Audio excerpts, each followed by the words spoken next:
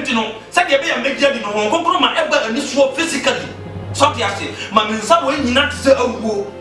ma be ya ayi no be ya 5 minutes no say ba normal enti wo no ka kira me say me ho ade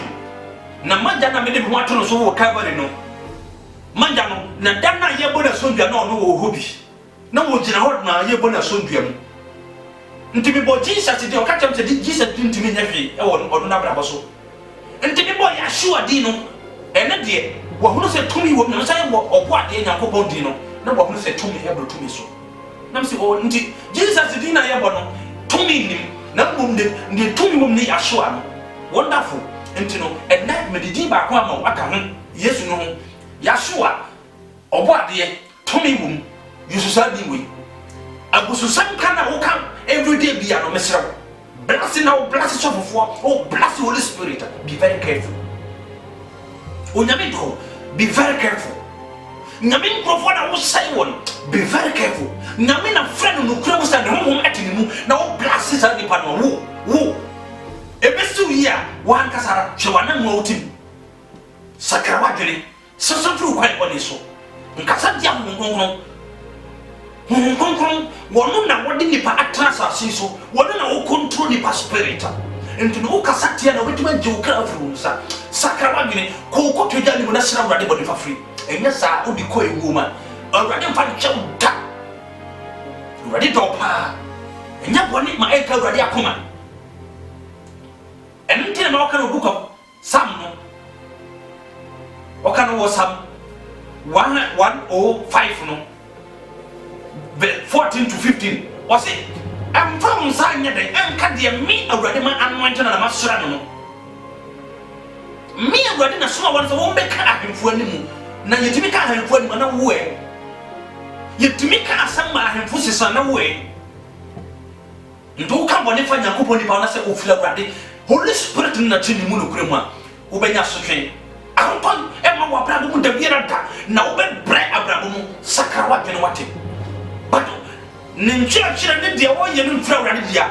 awurade mo kwan ubetima ka no asem sa de be ya obasakra wo se ne me ka asemi ebeduru ba bi na me sesa firi so a esesa wo ka sa de be ya mesesa ma aye no kure sa me nye sa na wo hwe me nchira nyina ye no kure ma di no kura ma ho konkron de me ye nyina ye Bible mu asem de na obasa me ka biu de awurade dia ma me na me kan asama wo Bible na me ma we sakra wa dwene nkasa ntia ho konkron okay book of Acts asoma 4:5 no dia na Peter ye anania ne yiri Safiria wodi tro wo wuye onua wa ntweyia sa na obewu kase obi be kase so foro domi won domi enye se bia me domi wo asama na kasa kira Safiria ne yiri anania enene kunu anania ne wuye sore o kasa tia ho konkron sheri ye wana mu yi kakra wonti no umbuhe kakra wato no o sori o kasati asofofo dayina wasi kakra ntino umbu obia akonto na opese o tonti no o de Nyankopon ni parada ne how to say o so bia o de twiro se wan sakra o Nyankopon de no me beto so bia wan sakra sa o boni no mu a wan sakra anko ko to jani mu an sire boni fafra awurade won ko kon fan chaw da o kasa o se awibre obi akasa fa Bible aya no kra ne ko ganna mrante nkitenkiti obi hye da ko school obi ko tra German tese onya spirit dia pompaye enye sam krofo hu asam na yaka wo mo anyami hye da etete won fra won se ko kama sampa me Bible me nim se de radio de me reading nya ya dumbi me ndi tro Bible ni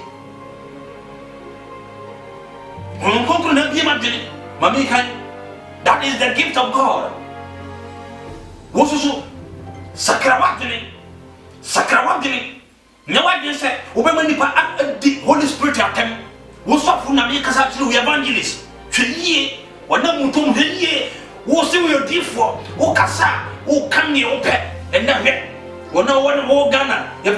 Abraham Moshe Ali ene utimi kasatia Nyankopon utimi kasatia Holy Spirit utimi kasatia yen Kristofo adenti e ye wona woman that opportunity no yen Kristofo no ya say aduma no ya manipa ene wiase embuya anka kane no ye bo Kristo dia obi a ho say ye hote ahotie bia ni ho wiase ne kona ni ma ye no ma no na nipa asisa ebe kakra kura no ebe ye metie awurade bio ebe kakra kura no nipa ne bibia internet aba bre bi ba internet bio sa no mani nyina ba betwam ebe te se kane no se obetie se obesakra ene wara sakra wadwene wate eya metaka asemi o kan Bible no kire se ebre bi na onyankopon akoa ye frene Sakaria na oye osofo panyini ewo asafo mu ntino na asoro dan no mu no obi a wo ye boni bia no wontimi wura mu wura dan no pia na that means wo ye holy wo nyankopon na sabre wo nkonkoro ni ho ntino sabre no mu no uwa na wo ye boni na wura no uwa na onyame nipa no akyekira homa na wato na wo dan no na aso ko na watwe wo na wo nan na watwe wo apie because no kora so be wura dan no mu ntino eba sa no na ama body so ba kuro no enna John ba ye no Holy Spirit no Yesu Kristo ba ye sa de John be di ho dance no Yesu ba ye no konkon no wakono wo se me ko na mum ono ankasa ba suma ho konkon aja be de ba suma ba na enya ba enna be de enye ba ba tran wasasi so wo no ba ye no ye mu no e te se wo nua na wo ne no free ma me kuro wo mu no wo sori a utimi edidi na temu utimi kana sanchire nipa utimi egu na nimase wo nipa mu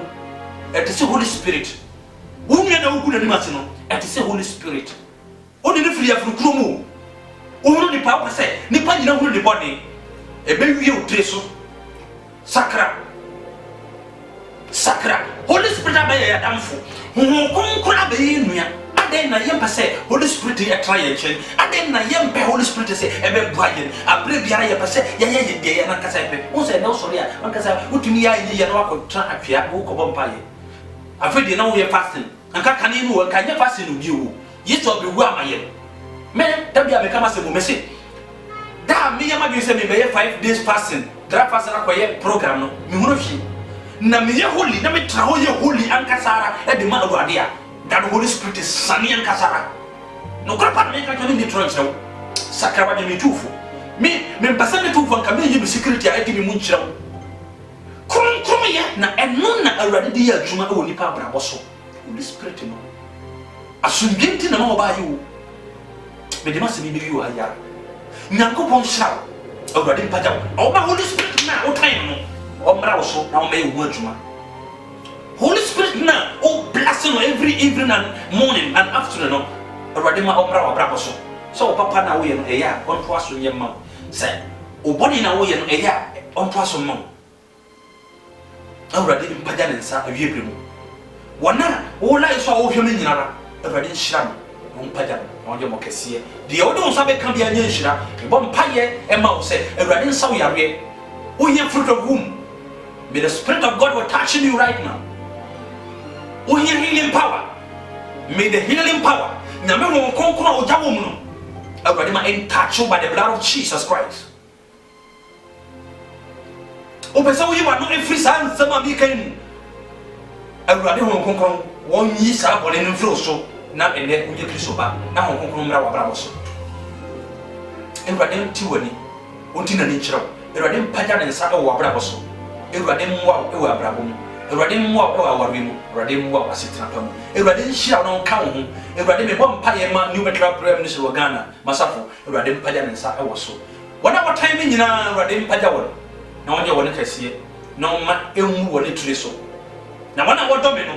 Nyame mpaja wo kɔpem sɛ wo be paja wo. Na wo nhira wo. Na ma wona bibia wo de won sa be ka biara Awurade ma enkoso. Wana wo sɔre ma onyame no. Awurade ma wona brabo enkase da biara da. Wana wo kase paka Holy Spirit nyankopɔ maso no. Awurade nyankopɔ ka papa ngu wo ne so. Sɛ emfa ho ne religion wo mu. Nyame ma ne sa wo so wa brabo so. Awurade enhyira pa. Me de maseni be ba wiye. Nti me number enam so na me Facebook enam so wo adima me peke o tentem. Bia wo pese me no communicate bia betuma communicate. Wonti ase na wo frame ya so ye wan so ye so wo frame me no be kasa. Nyankopɔ be fa me so ama me no aye akasa na mbom enya Nyankopɔ asɛm ti na ma wo ba ye konfa na bibia na wo frala yi wo ya me kyerɛ sɛ Nyankopɔ wo tumi saka saka wani heyie na wamfa number ya mfrɛ na wo fra onyankopɔn agrada bɛ pae mu Yesu Kristo di mu saka wadwene saka wafoɔ mo ti Facebook so ebu amanfoɔ me de oba me live so a na wo pɛsɛ me you friends a de me de beto so no wa anya me na me de beto so de konkro no timi mu no me de bɛma no mo wo hu sɛ nyankopɔn ɛte ase saka wadwene na mu amanfoɔ mu bu o mo no na mo sakra free so na mo fa Jesus wono ne kwan no we kwan ba ko pa ya so a no wo fa no wo wi wo fa no wo religion bi ma wo timu a na wo tete because unim said the religion na wo timu no nkwa de bia ni ho pema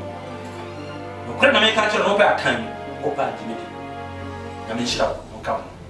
asale to you bye bye.